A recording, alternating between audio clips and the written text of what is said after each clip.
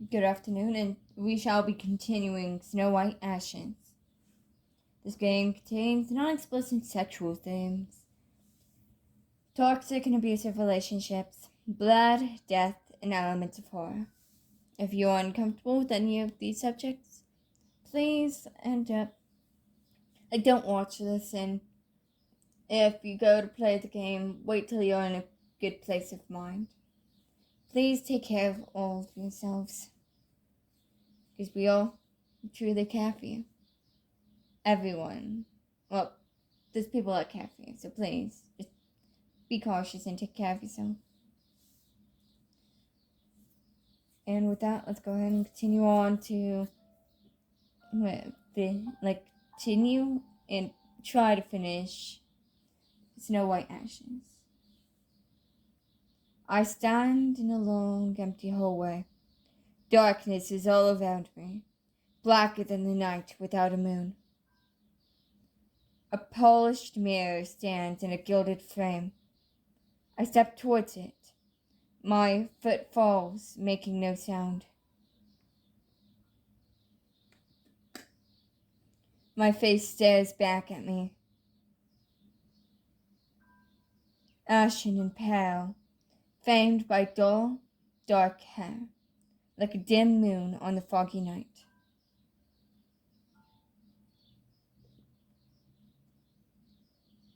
My eyes are like slate, cold, gray, lifeless. I close them. When I open them again, she is gone. A new face stares back at me.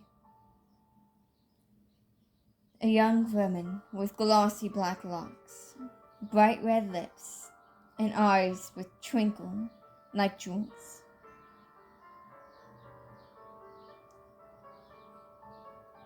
Like what you see, my queen? Want to rip it off and wear it yourself? She asks, mouth twisting in a wicked smile.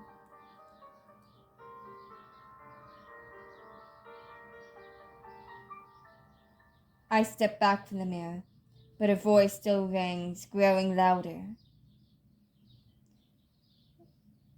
Do you remember my name, Celine? She asks.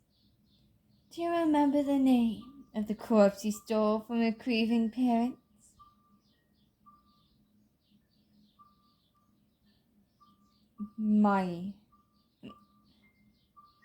Mia, I stammer. I had no choice. The girl in the mirror twists and morphs, screaming, laughing, flesh shifting and turning till her skin rests finally in a shape far too familiar.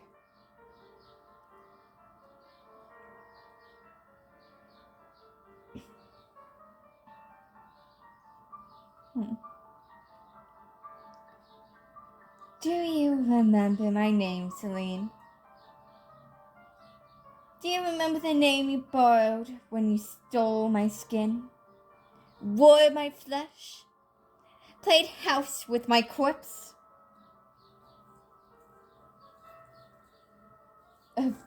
Of course I remember.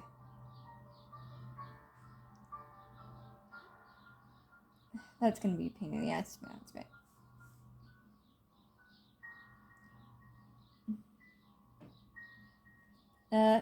Let's just change it to something a tad bit. Let's just change it to something a tad bit easier to pronounce. And by a tad bit, I mean like completely easier to pronounce. Catherine. I'm not trying to butcher any more names other than ENDYSIS. What's his name?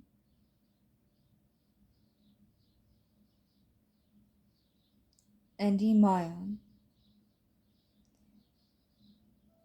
The internal dreamer. It fits him. He laughs, gently petting the sleeping lamb. Autumn 336 years ago.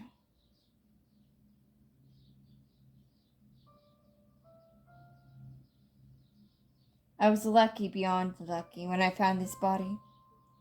This poor woman, of course, was not. She slipped in broken face, falling from a muddy trail in the hills. A foolish risk, a foolish risk, a foolish risk to take, all for a helpless lamb. I could have drained her body dry, and oh, I was tempted. I was ravenous that day when I found her, full to bursting with iron. But I tempered my hunger. I stitched her back up, very, very carefully, till she looked as good as new, like she'd never so much as taken a tumble. Well, save the crescent moon carved beneath the crook of her collar like an old, faded scar. Hungrier than ever in my brand new skin, I devoured the lamb. When I walked through the woods of her, now my home, with her flock all to myself, I would not go hungry for quite some time.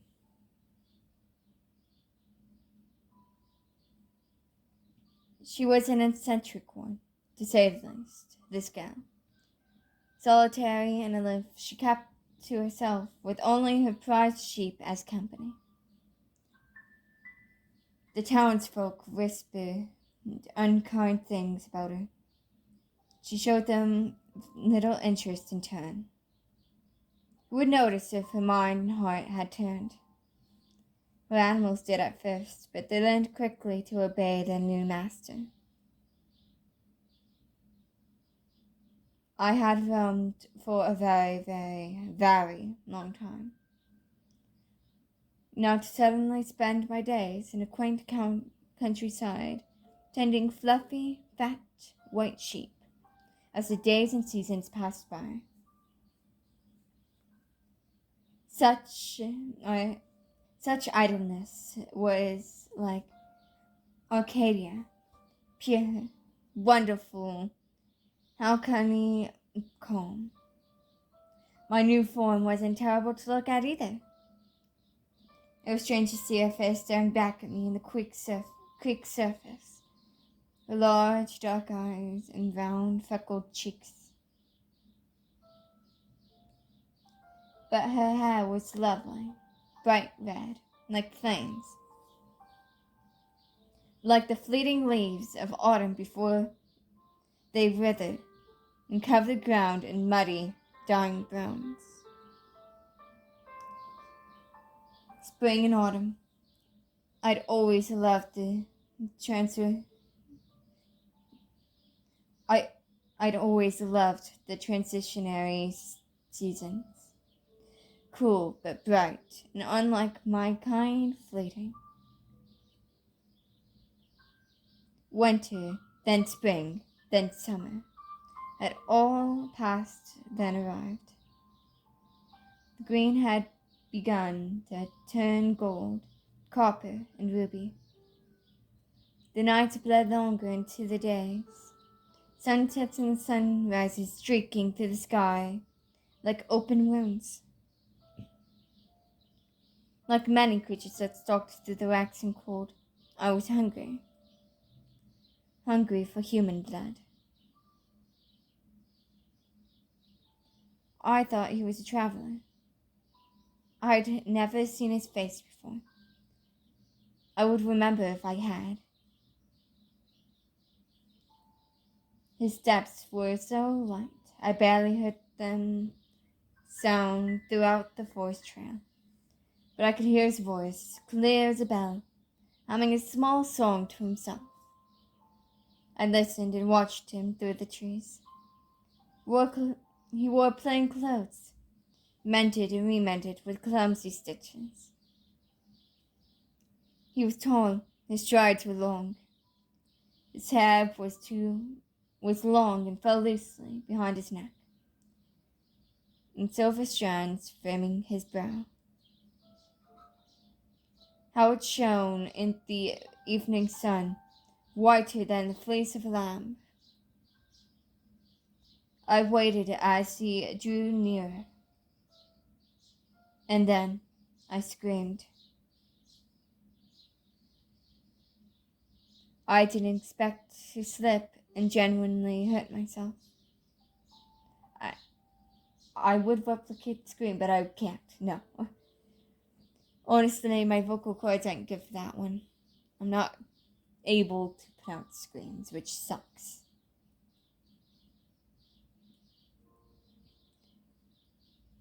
I didn't expect to need his help. It was your fault for distracting me, I say. More to myself than him. I'd kick you if it wasn't for this bloody sprain.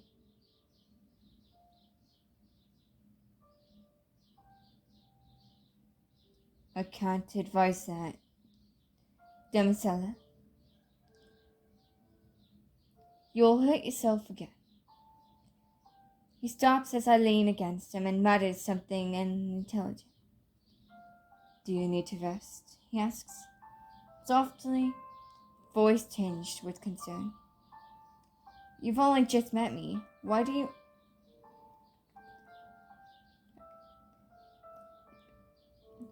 care?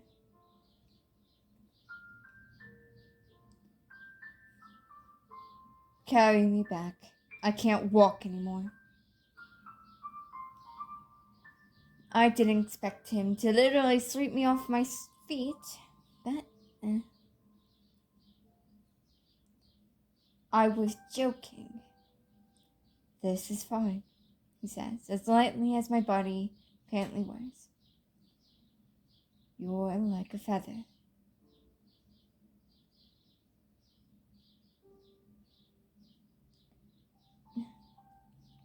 Just hurry back before it gets too dark. It'll be all right. The moon is full tonight, see?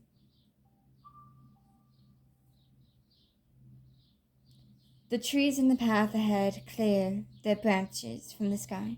As he walks, I look up and see her full, bright face shine down on me. So she is, I murmur.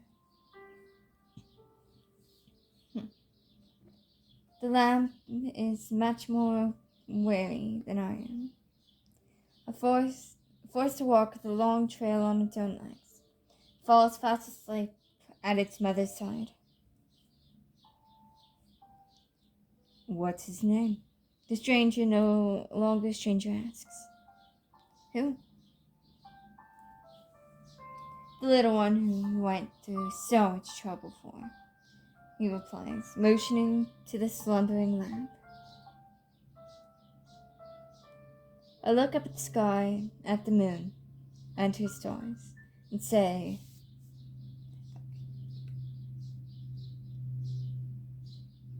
the first thing that comes to mind. Andy-Mayon.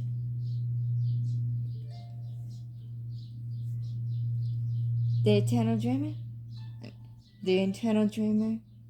It fits him, he laughs, gently petting its soft fleece.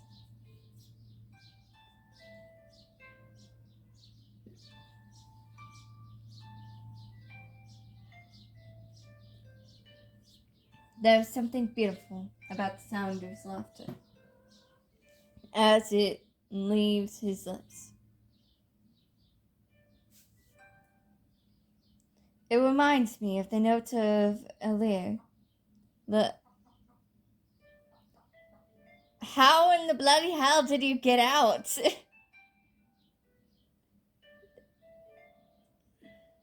Fine, I'll leave you be for a while, but don't make a mess. It reminds me of the notes over there, lovingly tuned, of a song I'd once heard in a tune and placed far, far from these sleepy voids. Perhaps it's the blood that flows within me, the fatigue of this human frame. Right was never the domain of the living that plays with my senses. It feels for a moment like I am standing inside a deep and pleasant dream.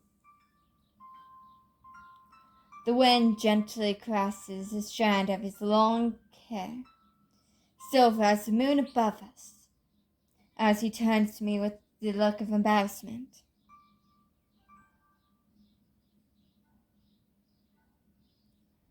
How silly of me. I asked for this young lad's name before yours and ENDYSIS. My name is Gabriel, he says warmly. And you are? I swear, Yuki. Okay.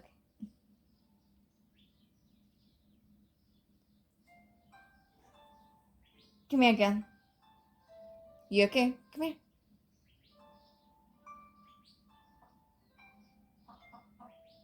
I guess I'll possibly show a short time of a picture of Yuki. I mean, she definitely seems interested. The days grew colder and darker, autumn bleeding into winter. The old year breathes its last. A new one springs from its ashes as the night grows shorter. My body did not change. The world around me did. The days grew warmer as the earth bloomed into spring, then finally summer. Like the seasons, my aloofness at his presence gradually turned to acceptance. And then, before I knew it, fondness. Soon after, he was in my thoughts every night. Instead of the nightmares, the centuries of memories that tormented me in my sleep, I saw his face, smiling. I heard his voice clear and lilting, soothing me with a gentle song. He had always smiled at me when I stared past him, stone-faced, arrogant, disinterested. But now, when I smiled back the way his eyes would shine and brighten his entire face, I felt that all of the people in the world, I was the only one you looked at that way. The day would come when he knelt before me on one knee. I can't marry you, I tell him, stealing my voice. I turn my back so he cannot see my face.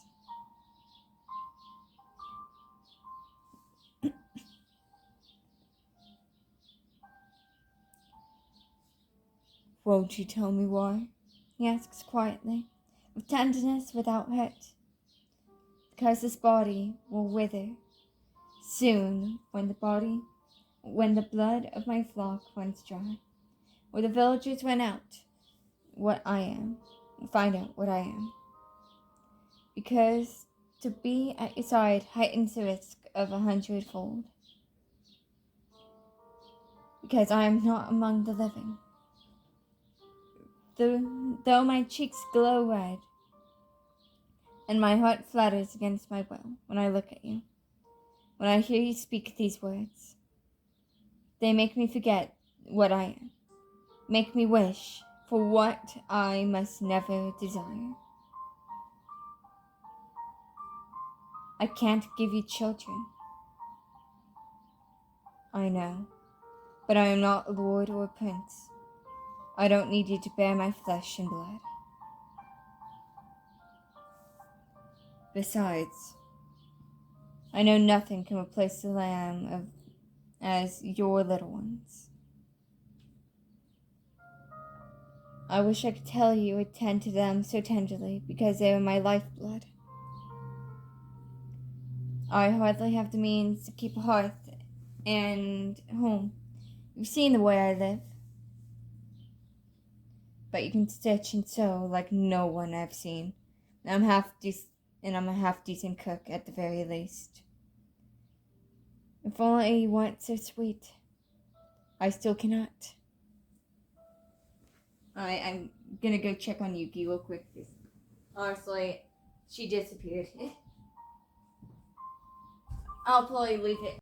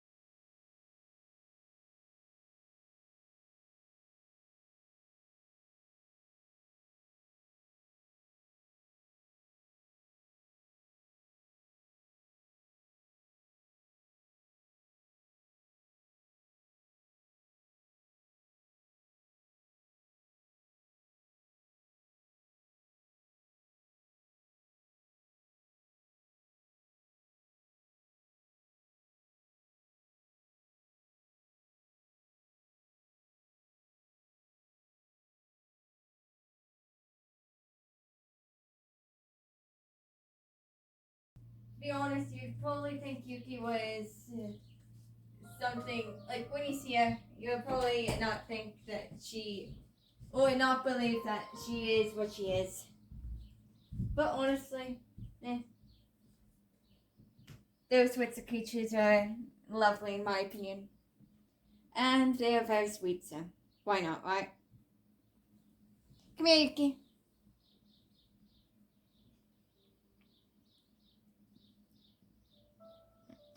Look, I'm still covered in her snack though. Look.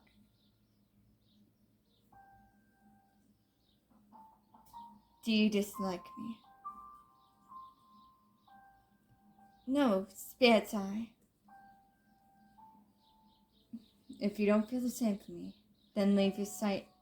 Then I'll leave your sight at once and forever. You fool. I love you more than you could ever imagine. I love you more than the moon loves her fairy stars. More than anything and everything I've ever held dear in the long centuries I've walked through mist and earth. I want so much to hold you and never let you go.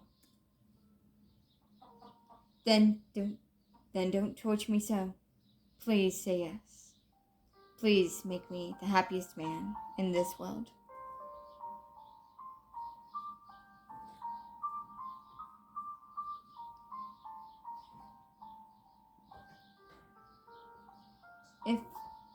If only I were my true self. If only I were myself, my true self, could I have refused you. But I am not. At the moment I wore, and I was, the foolish girl, young woman you loved.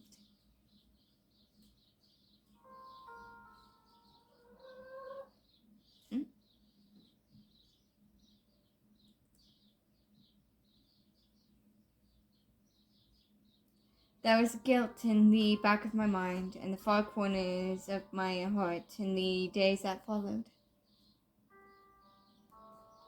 Guilt, a foolish and human emotion. But I was so happy. I could bury it beneath the flood of joy that followed through me, that poured from my heart like a fountain. I see that you're interested.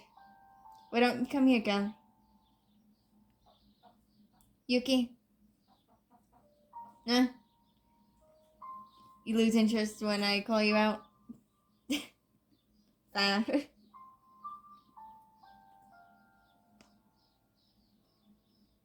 It swooped back, slowly, a poison in my veins. On the eve we were wed. I knew that to take your hand, to walk this path, was to take a step I could not turn back. That perhaps the gods and the icons, if they ever lived, would not forgive. Yet I was steeped so much in sin and blood and cruelty already. I'd taken so much, stolen so much, to continue my existence. But I did not merely wish to simply exist any longer.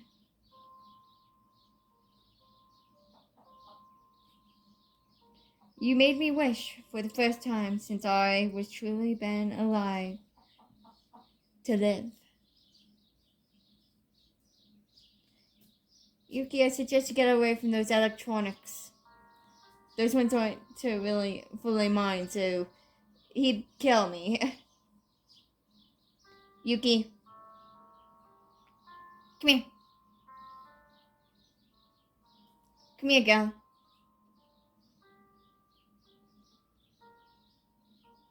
Good girl.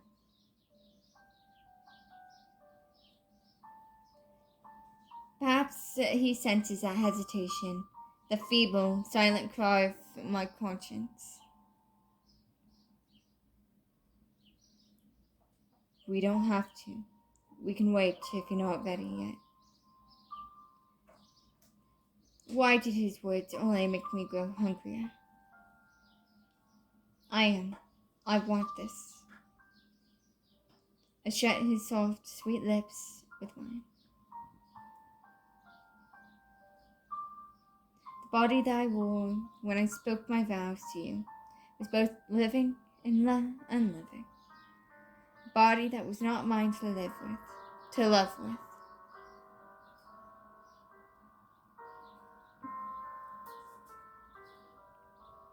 But the heart that beat like a butterfly's wings when you kissed me traced the crooked moon beneath my collar as you slipped free the lace from my wedding gown. It beat like my own. Skin that lightened with embers as you held me in your hands. Every inch of it felt like my own.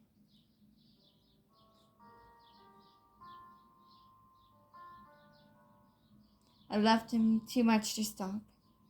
I hungered more for his touch than the sweetest taste of iron on my tongue.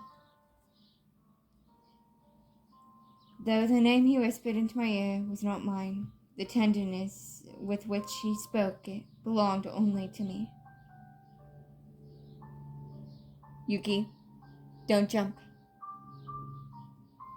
We don't need a bunch of box crashes inside of this.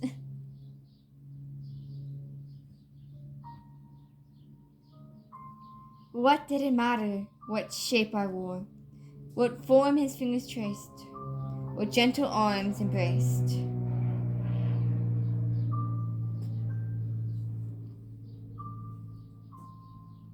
Your arms were made only to hold me. Your eyes were made only to behold me. Your heart should beat only if it loves me.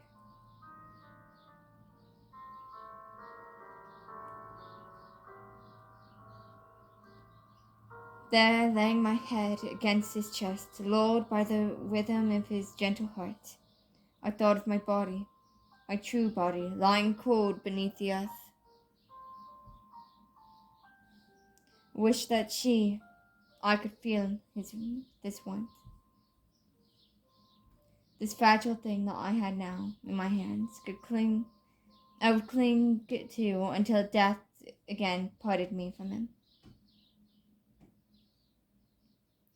Until my unaging, undead form finally grew still.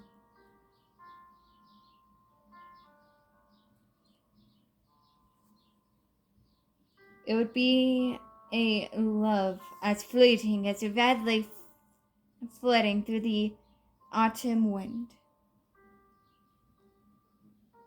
Yuki, please do not go behind that fridge. It'll be a pain in the arse to get you out of there. Perhaps it was cruel of me to do so, but I could no longer callous myself.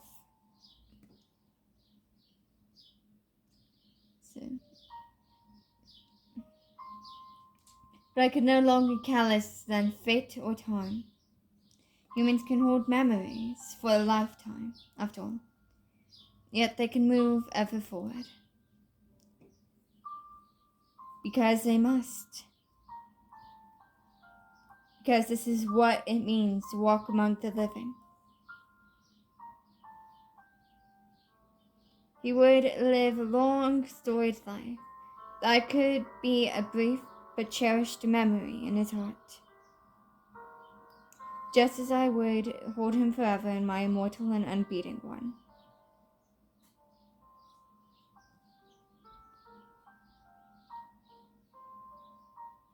Or so I had thought. That night, cradled in his arms, I see the face of the girl whose skin I wore in my dreams, melting away into blood and bone. 333 years ago. Wow, you must really like threes.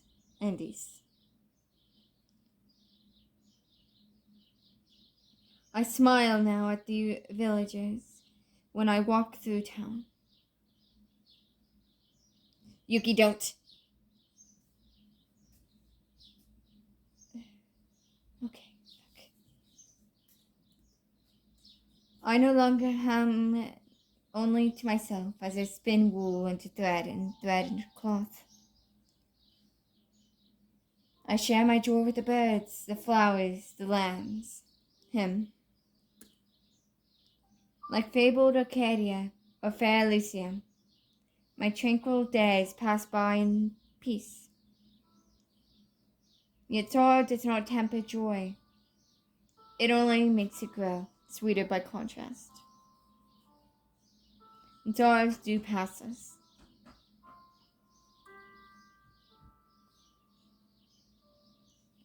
He loses a patient for the first time, a mother to child bed fever.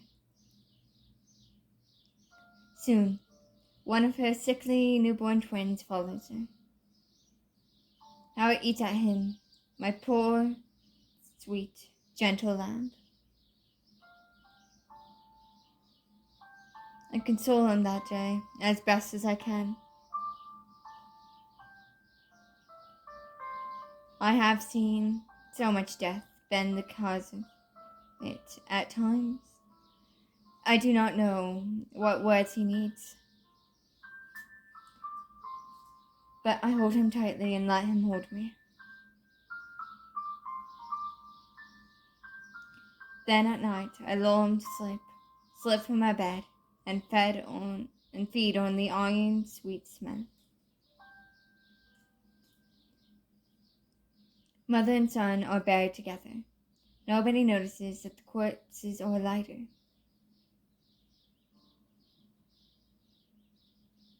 Still it wears on my beloved in the days that follow.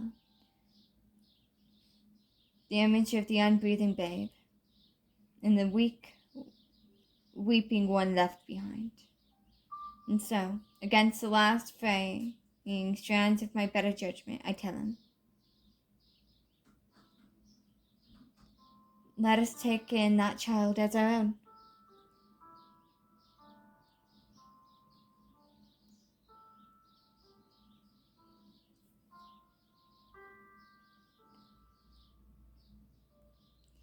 I sew the head of a small... Sorry, I have to go get Yuki down from something real quick.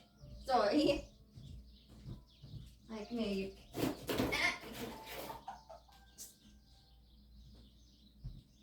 Cherry, you do have to stop doing that. You're gonna knock stuff over and hurt someone. That way, self. Fine. Just this once then, okay? Because we both know that I don't exactly like you guys up here. But you have to stay on this. Okay? Stay on that, and you can stay up there. Just off the silver. Yuki, venga aquí. Come here, Cherry. Yuki, come here. Come here, Yuki.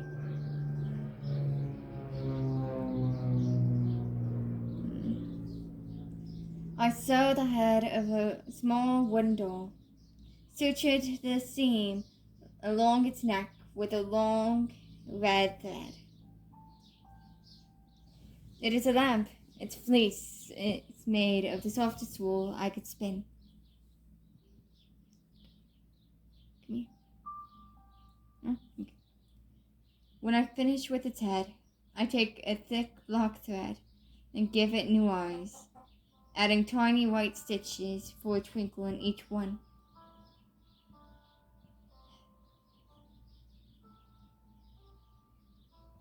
Finally, I take another red thread for its mouth, stitching it a small, sweet smile. Every stitch must be perfect. It must be perfect. I work slowly and deliberately. I'm careful, ever so careful, not to prick myself. Oh wait, I don't have snacks over here anymore for you.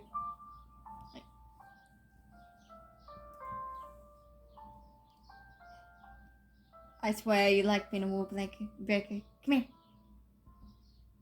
Come here, Yuki. That will get off the bed.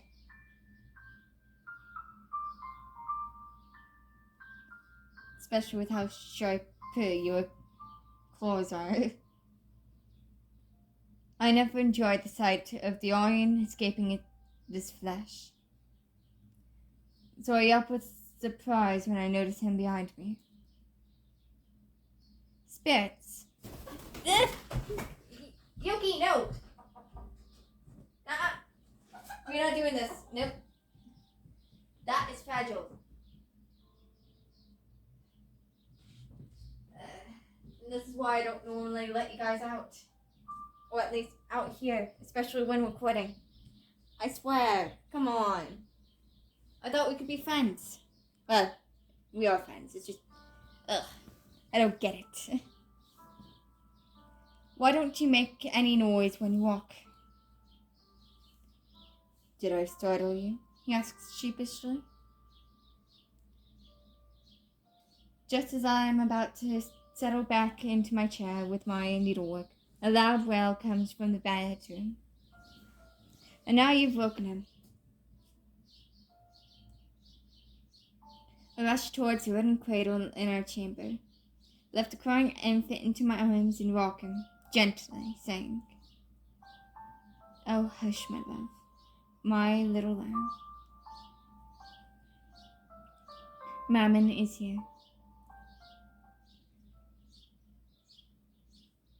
Holding him in my arms, I start to sing.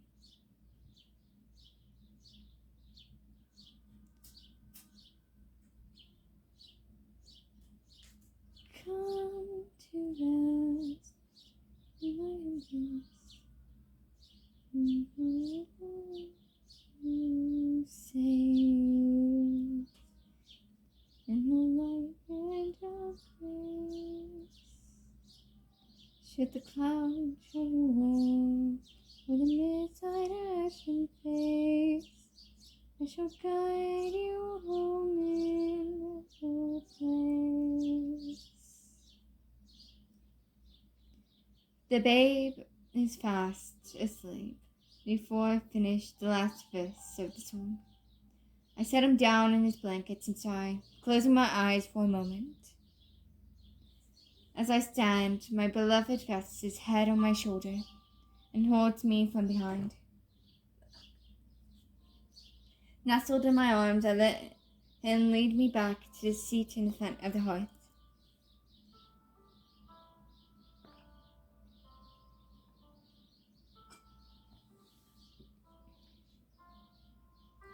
It feels so warm and blissful to be cradled myself. My love plants a kiss on my red hair before he settles beside me. "Forgive me," he whispers. "I just wanted to watch you work." "You're forgiven this time, but don't you dare sneak up on a woman with a needle again." He laughs very quietly. A sound sweeter than a lyre's tune, a robin's song, I shall not. I finish stitching the doll as we sit in each other's company. I thought I was deft at stitching wounds, he whispers, but I've never seen anyone as skilled with a needle as you. One of my many talents. Perhaps you could learn a thing or two from me. Humble as always, my darling, he laughs softly. I wish I could bottle that sound and listen to it for eternity. Once I'm finally satisfied with my work, I check back on the baby. The heck? Sorry. I check back on the baby, holding the doll in my hands.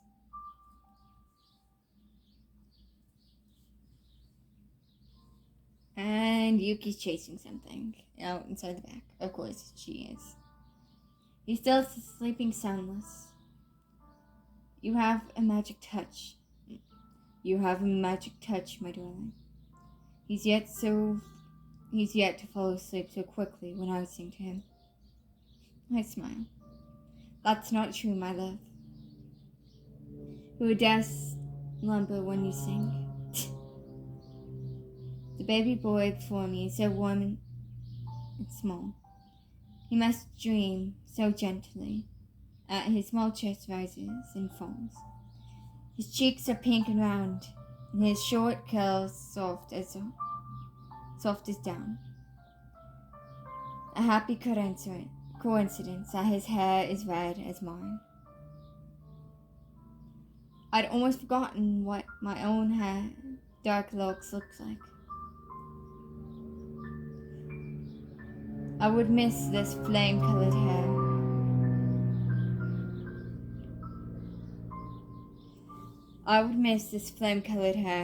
A silly thing to treasure, perhaps, among so many things more precious than I would lose.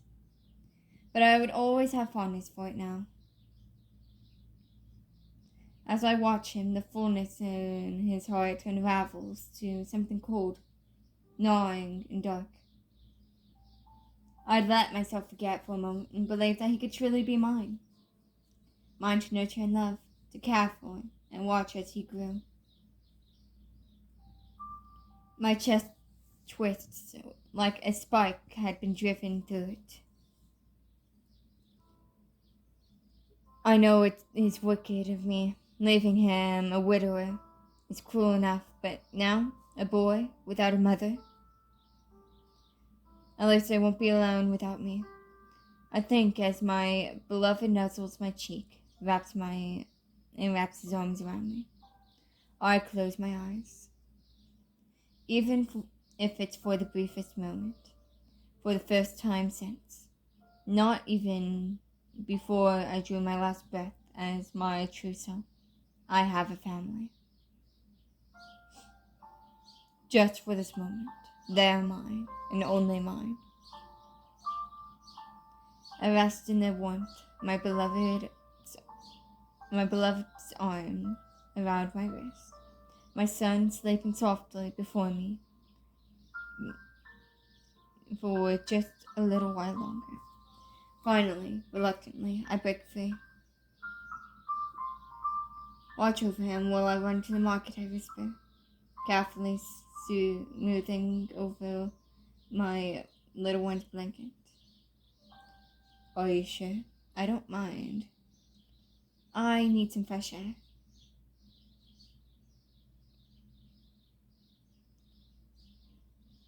I slip outside, but not towards the market square. An emptiness within me howls like an abyss, waiting to be fed.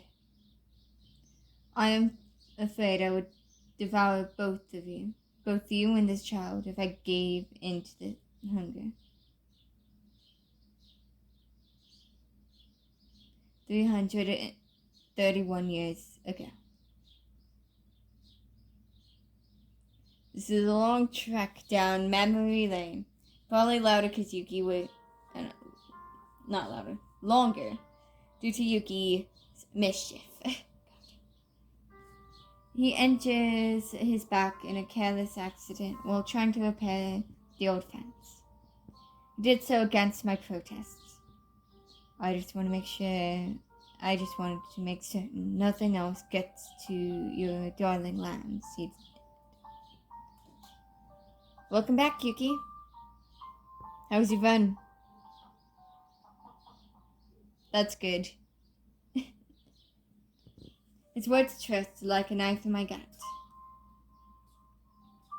How could I tell you the true beast that devoured them stands right here before you? The guilty eyes brimming with tears. Yuki, no, get down. Yuki. Mate, I swear.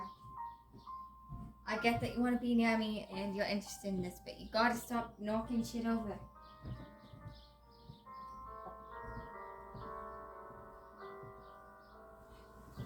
Come here.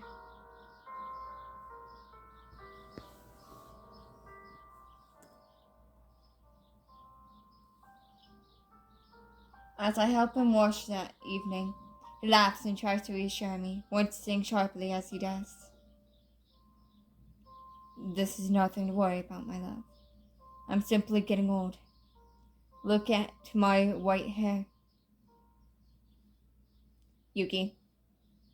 Nah! I already know what you're gonna do. You're gonna do that, jump down.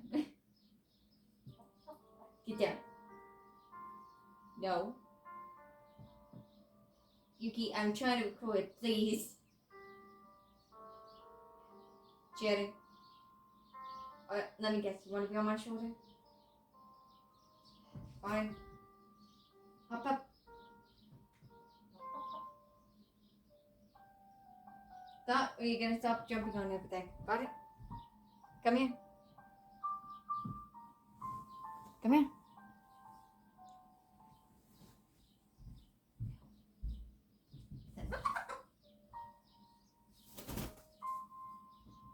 Alright, there we go. Better, right? You done? Get a perch, and you also get to stop destroying my room. Yeah.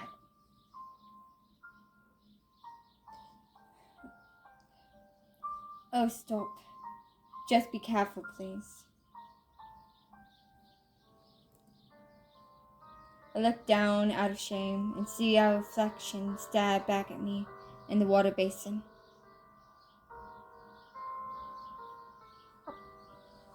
I know, you're interested. I'll continue it, I know. I look down out of shame and see our reflection. Water basin. Yuki. It's only just turned 9 and 20. The same age that once so long ago my true body met its end. My beloved wears his age beautifully, the glow of youth still alive in his skin, tempered by his calm and graceful manner.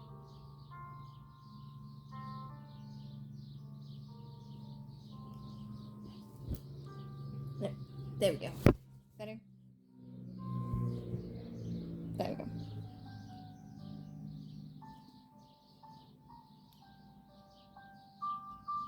But the face I wear looks not a day over 19.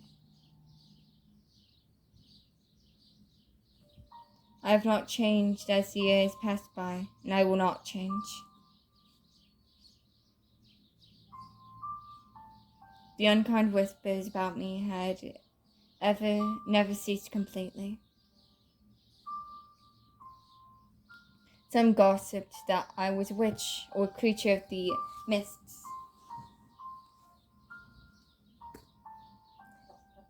That I'd cast a glamour over everyone and fed my husband poison to capture his heart. That I cursed a woman with death to steal her bright-eyed baby for myself. Why would a man like him ever take her for a wife? They said.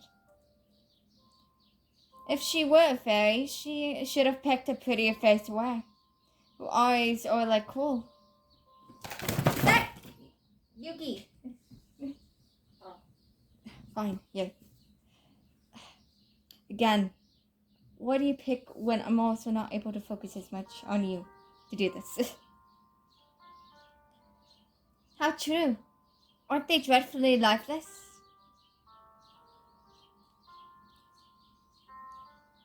They were foolish and petty, but more right than they knew. And perhaps there were more truth to their cruel words than I'd first thought. What if it was not death that could part me from him? What if he cast me aside?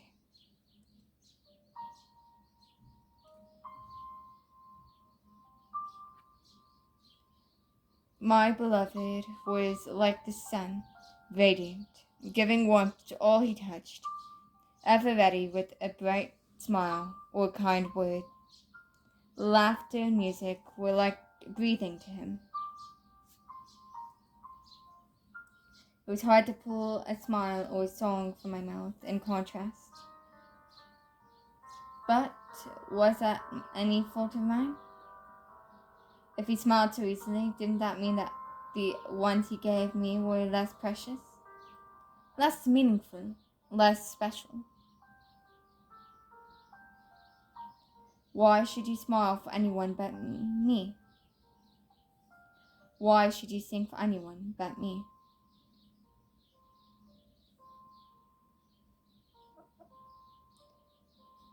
I know, right?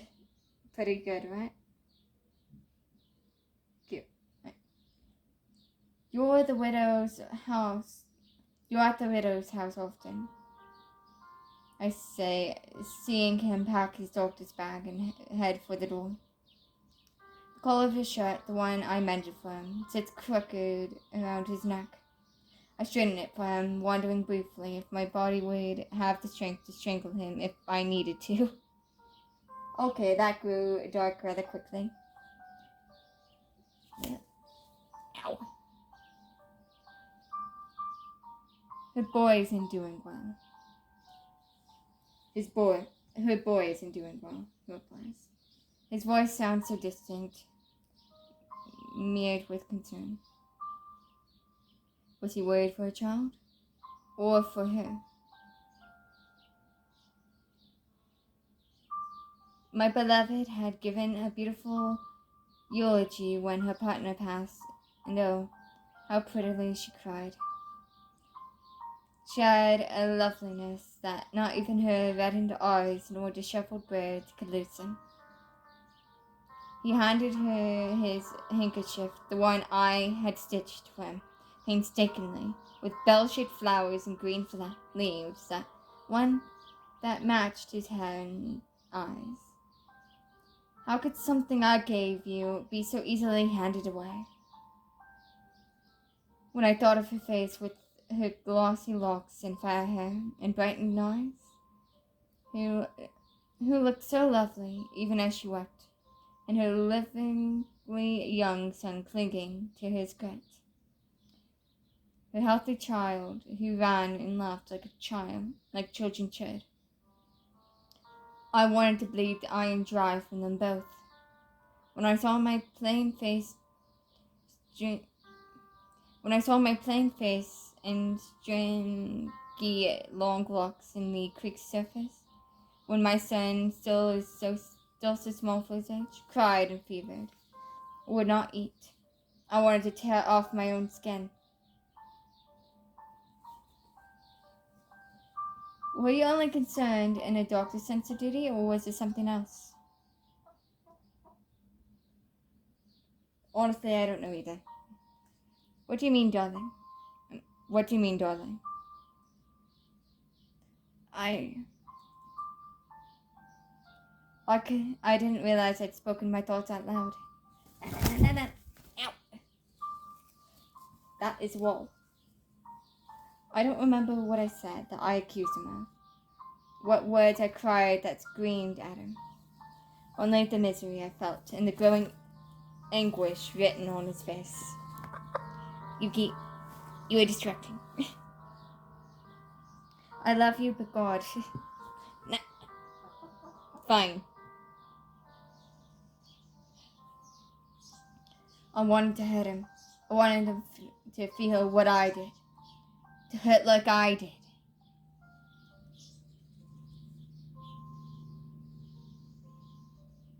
Oh no. The lag, okay. Wish you had to hit.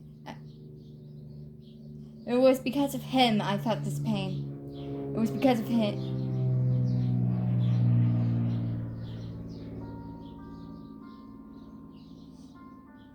It was because of him that I knew joy.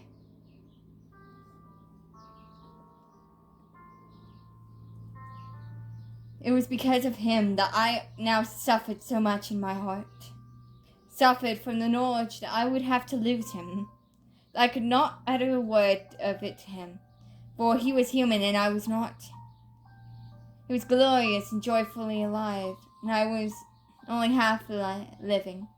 One half of my heart above the ground, the other one buried beneath the earth. He was alive, and I was not. The time would only tear him away from me. I would be gone, and he would replace me with someone more beautiful, more devoted, a better mother, a happier wife.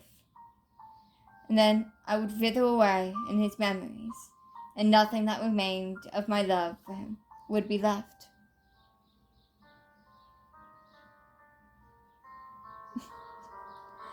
Okay, honestly, to be honest, it's really cute how Yuki is like getting really invested in this. She keeps getting closer and closer with like every 20 lines. At one point, she was even sitting on my lap like she was a child.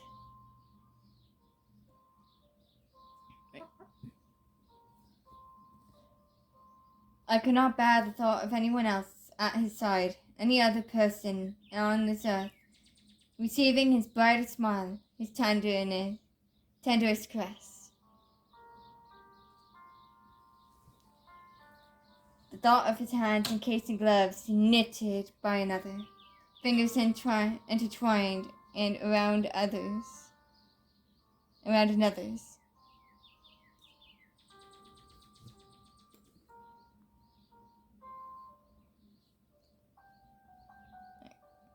I might have to end this recording here. Of course, after it stops lagging a bit. But honestly, I think this is probably a okay place to end, because I didn't realize that this is actually more than 2 hours somehow, even though it's supposed to be only 2 hours. And I have things messed up now. Either way, I do hope that you guys enjoyed this episode, and I will just trim this to I do hope that you enjoyed, and I should finish it next episode.